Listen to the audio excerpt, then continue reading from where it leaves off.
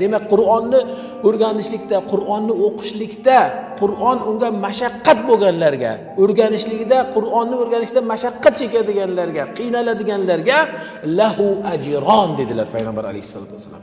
U zotlar uchun ikkita ajr bor dedilar. Qaysi ajr u? Ikkita ajr dedilar.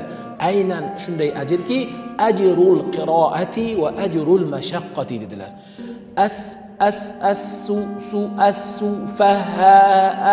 Diye tatalanib qolsangiz, duduqlanib qolsangiz, bilingki, mana shuni o'ziga o'qiganingizni, mana shunaqa sekin o'qiganingizni o'ziga ajr bor ekan.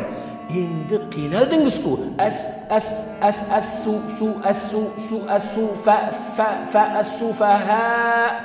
Deya olganingizcha deylik 3-4 marta o'qidingiz-ku. Allohga qasam sizga ajr bor. Balkim o'qiganingizga ajr bor, qiynalganingizga ham ajr bor ekan. Qur'on shunchalik bir ne'mat ekanda.